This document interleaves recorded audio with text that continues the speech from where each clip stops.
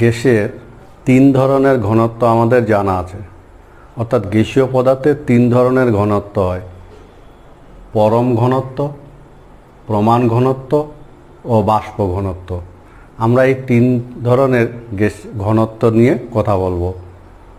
গ্যাসের পরম ঘনত্ব বলতে বোঝায় স্থির উষ্ণতা ও চাপে 1 লিটার গ্যাসের গ্রামে প্রকাশিত ভর। মনে রাখবে, গ্যাসের পরম ঘনত্ব বলতে 1 লিটার গ্যাসের একটা নির্দিষ্ট উষ্ণতা ও চাপে 1 লিটার গ্যাসের ভরকে বোঝায়।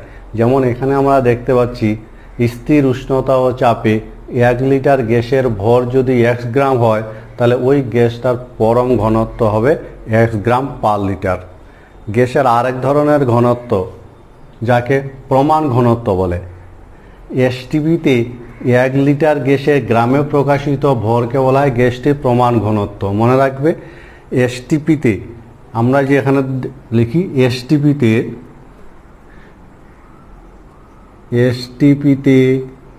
1 লিটার গ্যাসের ভর যদি x গ্রাম হয়, তাহলে ওই গ্যাসটার প্রমাণ ঘনত্ব হবে x গ্রাম পার লিটার। যেমন 1 লিটার হাইড্রোজেন গ্যাসের ভর এসটিপিতে 0.089 গ্রাম হয়, সুতরাং হাইড্রোজেন গ্যাসের প্রমাণ ঘনত্ব হবে 0.089 গ্রাম পার লিটার। গ্যাসের আরেক ধরনের ঘনত্ব বর্তমান, যাকে বাষ্প ঘনত্ব বলে। বাষ্প ঘনত্ব বলতে আমরা বুঝি একই চাপ ও উষ্ণতায় কোনো গ্যাসের ভর সম আয়তন হাইড্রোজেন গ্যাসের ভরের তুলনায় যত গুণ ভারী। একই চাপ ও উষ্ণতায় কোনো গ্যাসের ভর সম আয়তন হাইড্রোজেন গ্যাসের তুলনায় যত গুণ ভারী। যেমন একই চাপ ও উষ্ণতায় ভি লিটার হাইড্রোজেন গ্যাসের তুলনায় V litre carbon dioxide gas 22 গুণ ভারী, সুতরাং কার্বন ডাইঅক্সাইডের বাষ্প ঘনত্ব হলো 22। আমরা প্রমাণ ঘনত্ব ও বাষ্প ঘনত্বের মধ্যে সম্পর্ক প্রতিষ্ঠা করব। বাষ্প ঘনত্বের সংজ্ঞা থেকে আমরা পেলাম ভি আয়তন গ্যাসের ভর বাই ভি আয়তন হাইড্রোজেন গ্যাসের ভর এসটিপিতে। অর্থাৎ বাষ্প ঘনত্ব বলতে এসটিপিতে ভি আয়তন গ্যাসের ভর বাই এসটিপিতে ভি আয়তন হাইড্রোজেন গ্যাসের ভর বোঝায়। আমরা ভি সমান 1 লিটার যদি ধরে নিই, তাহলে লিখতে পারি এসটিপিতে 1 লিটার গ্যাসের ভর বাই এসটিপিতে 1 লিটার হাইড্রোজেন গ্যাসের ভর। আবার এসটিপিতে 1 লিটার গ্যাসের ভরকে গ্যাসের প্রমাণ ঘনত্ব বলা হয়, সুতরাং গ্যাসের প্রমাণ ঘনত্ব বাই হাইড্রোজেন গ্যাসের প্রমাণ ঘনত্ব। হাইড্রোজেন গ্যাসের প্রমাণ ঘনত্বের মান আমাদের জানা আছে, এবং হাইড্রোজেন গ্যাসের প্রমাণ ঘনত্বের মান হলো 0.089 গ্রাম পার লিটার। ওই মানটাকে যদি বসিয়ে দেওয়া যায়, তাহলে আমরা পাবো গ্যাসের প্রমাণ ঘনত্ব সমান ওই গ্যাসের বাষ্প ঘনত্ব ইন্টু 0.089। সুতরাং কোনো গ্যাসের প্রমাণ ঘনত্ব সমান 0.089 ইন্টু ওই গ্যাসের বাষ্প ঘনত্ব। কোনো গ্যাসের আণবিক গুরুত্ব তার বাষ্প ঘনত্বের দ্বিগুণ হয়। আমরা গ্যাসের আণবিক গুরুত্বের সাথে বাষ্প ঘনত্বের সম্পর্ক প্রতিষ্ঠা করব, অর্থাৎ গ্যাসের আণবিক ওজনের সঙ্গে বাষ্প ঘনত্বের সম্পর্ক প্রতিষ্ঠা। গণিতের ভাষায় m সমান 2d। বাষ্প ঘনত্বের সংজ্ঞা থেকে জানি বাষ্প ঘনত্ব সমান ভি আয়তন গ্যাসের ভর বাই ভি আয়তন হাইড্রোজেন গ্যাসের ভর একই চাপ ও উষ্ণতায়। আমরা যদি অ্যাভোগাড্রো প্রকল্প প্রয়োগ করি, তাহলে একই চাপ ও উষ্ণতা ভি আয়তন ওই গ্যাসের মধ্যে যতগুলো অণু থাকবে, ভি আয়তন হাইড্রোজেন গ্যাসের মধ্যেও ততগুলো অণু বর্তমান থাকবে। সুতরাং আয়তনের পরিবর্তে যদি আমরা অণুর সংখ্যা দিয়ে বাষ্প ঘনত্বকে লিখি, তাহলে বাষ্প ঘনত্ব ডি সমান n সংখ্যক অণুর ভর বাই n সংখ্যক হাইড্রোজেন অণুর ভর। আমরা অ্যাভোগাড্রো প্রকল্পটা এখানে অ্যাপ্লাই করলাম। আবার n যদি কেটে যায়, তাহলে গ্যাসের একটি অণুর ভর বাই একটি হাইড্রোজেন অণুর ভর। আমরা জানি হাইড্রোজেন অণু দ্বিপরমাণু, সুতরাং কোনো গ্যাসের বাষ্প ঘনত্ব সমান গ্যাসের একটি অণুর ভর বাই দুটি হাইড্রোজেন পরমাণুর ভর। অর্থাৎ গ্যাসের বাষ্প ঘনত্ব সমান হাফ ইন্টু গ্যাসের একটি অণুর ভর বাই একটি হাইড্রোজেন পরমাণুর ভর। কিন্তু কোনো পদার্থের একটি অণুর ভর একটি হাইড্রোজেন পরমাণুর তুলনায় যত গুণ হয়, সেই সংখ্যাটাকে বলা হয় তার আণবিক গুরুত্ব m। অর্থাৎ একটি গ্যাসের অণুর ভর বাই একটি হাইড্রোজেন অণুর ভর, এর পরিবর্তে আমরা পাবো গ্যাসের আণবিক ওজন m। সুতরাং গ্যাসের বাষ্প ঘনত্ব ডি সমান হাফ ইন্টু এম, অর্থাৎ এম সমান 2d। সুতরাং কোনো গ্যাসের আণবিক গুরুত্ব তার বাষ্প ঘনত্বের দ্বিগুণ হয়। গ্যাসের বাষ্প ঘনত্বের উপর চাপ ও উষ্ণতার প্রভাব। আমরা বাষ্প ঘনত্বের সংজ্ঞা থেকে জানি, একই চাপ ও উষ্ণতায় কোনো গ্যাসের ভর সম আয়তন হাইড্রোজেন গ্যাসের ভরের তুলনায় যত গুণ ভারী, সেই তুলনামূলক সংখ্যাটাকে বলা হয় ওই গ্যাসের বাষ্প ঘনত্ব। চাপ ও উষ্ণতার পরিবর্তনে সমশর্তে রাখা দুটি গ্যাসের আয়তন সম পরিমাণে হ্রাস বা বৃদ্ধি পায়, ফলে বাষ্প ঘনত্বের উপর চাপ বা উষ্ণতার কোনো প্রভাব থাকে না। যেমন 25 ডিগ্রি সিতে কোনো গ্যাসের বাষ্প ঘনত্ব 25 হলে 50 ডিগ্রি সিতেও বাষ্প ঘনত্ব 25 হবে। সুতরাং বাষ্প ঘনত্ব উষ্ণতা ও চাপ দ্বারা প্রভাবিত হয় না।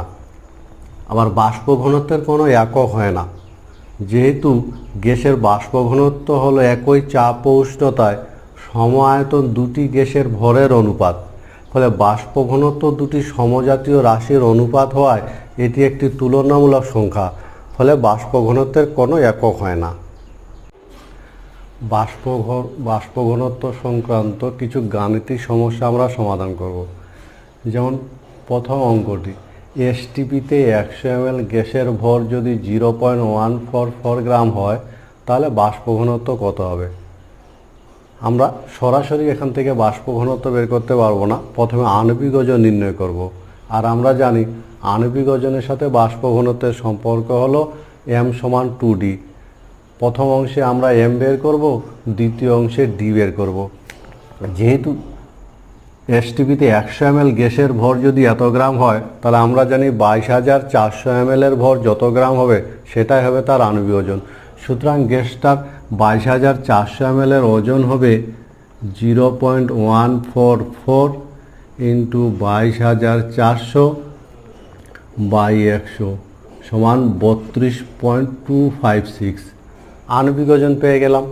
এবার আমরা জানি আণবিক ওজনকে যদি 2 দিয়ে ভাগ করা যায় তাহলে বাষ্প ঘনত্ব পাওয়া যাবে।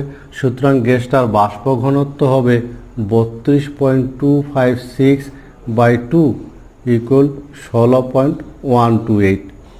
সুতরাং এসটিপিতে গ্যাসটির 100 ml এর ওজন যদি এত গ্রাম হয়, তাহলে বাষ্প ঘনত্ব হবে 16.128। আমরা আরেকটা উদাহরণ দেখব। একটি মৌলিক গ্যাসের বাষ্প ঘনত্ব অক্সিজেনের 5 গুণ। মৌলটি ত্রিপরমাণু হলে পারমাণবিক ভর কত হবে? একটি মৌলিক গ্যাসের বাষ্প ঘনত্ব অক্সিজেনের 5 গুণ বলেছে, তাহলে অক্সিজেনের বাষ্প ঘনত্ব আমরা বের করব। আমরা জানি কোন পদার্থের আণবিক ওজনকে যদি 2 দিয়ে ভাগ করা যায় তাহলে বাষ্প ঘনত্ব পাওয়া যায়। সুতরাং অক্সিজেনের বাষ্প ঘনত্ব হবে 32/2 ইকুয়াল 16। যেহেতু গ্যাসটার বাষ্প ঘনত্ব অক্সিজেনের 5 গুণ, সুতরাং মৌলটির বাষ্প ঘনত্ব হবে 16 × 5 ইকুয়াল 80। আবার আমরা জানি আণবিক ওজন বাষ্প ঘনত্বের দ্বিগুণ, সুতরাং গ্যাসটির আণবিক ওজন হবে 80 × 2 ইকুয়াল 160। আণবিক ওজন পেয়ে গেলাম। এবার বলেছে মৌলটার পারমাণবিক ভর কত হবে। আমরা ধরে নিলাম পারমাণবিক ভর A। যেহেতু মৌলটি বলেছে ত্রিপরমাণু, অর্থাৎ একটা অণুর মধ্যে 3টা পরমাণু আছে, প্রতিটি পরমাণুর ভর যদি A হয়, তাহলে শর্ত অনুসারে আমরা বলতে পারবো 3A ইকুয়াল 160, অর্থাৎ A ইকুয়াল 53.33। সুতরাং গ্যাসটার পারমাণবিক ওজন হবে 53.33।